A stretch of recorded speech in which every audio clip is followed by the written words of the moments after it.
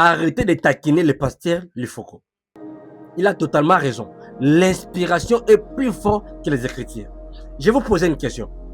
Montrez-moi dans la Bible, des Genèse à Jean, là où le Seigneur a dit, vous devez baptiser les gens au nom du Seigneur Jésus-Christ.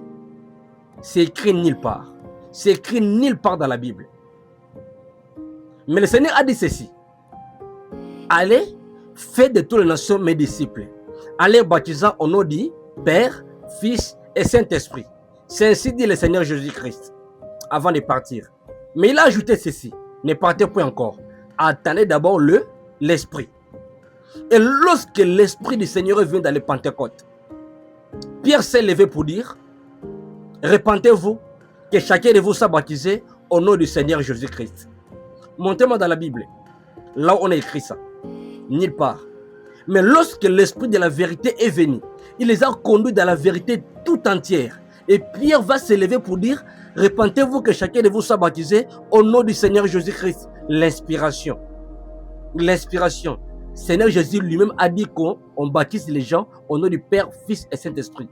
Et Pierre vient pour dire qu'au nom du Seigneur Jésus-Christ. Et si vous regardez bien, vous verrez comme si l'inspiration est en train de contredire les Écritures. Or que non. Parce que le même Seigneur qui a dit que allez baptiser au nom du Père, Fils et Saint-Esprit. C'est le même Seigneur qui est descendu à la Pentecôte pour dire allez baptiser au nom du Seigneur Jésus-Christ. Père, Fils et Saint-Esprit veut dire au nom du Seigneur Jésus-Christ. On accepte ça et c'est resté ainsi jusqu'à ce soir ou ce matin. Le deuxième. Le Seigneur a raconté Moïse pour lui dire vous ne mangerez jamais ce qui est impur. Ça veut dire les animaux impurs ne les mangez point. Ainsi dit le Seigneur. C'est écrit dans la Bible, ça restait ainsi. Mais le même Seigneur va rencontrer Pierre dans le livre des Actes pour lui dire de manger le quadrupède. Ça veut dire les animaux impurs. Pierre va dire au Seigneur, Seigneur, je ne peux jamais manger les animaux impurs. Pierre avait raison, parce que le Seigneur avait dit comme ça.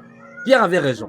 Mais écoutez le Seigneur. Le Seigneur dit, Pierre, tu ne peux jamais appeler impur ce que moi, ton Dieu, j'appelle pire. Qui avait raison? N'est-ce pas, c'est Pierre? Parce que Pierre suit seulement les Écritures.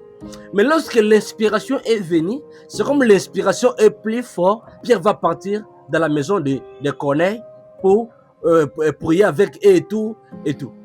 Vous comprenez? Ça veut dire l'inspiration est plus forte. Et vous allez encore plus loin. Le Seigneur a dit ceci. Le Lévite, le sacrificateur, mes serviteurs et tout, ça veut dire un Lévite doit épouser qu'une fille vierge. Ainsi dit le Seigneur. Ça restait comme ça dans la Bible.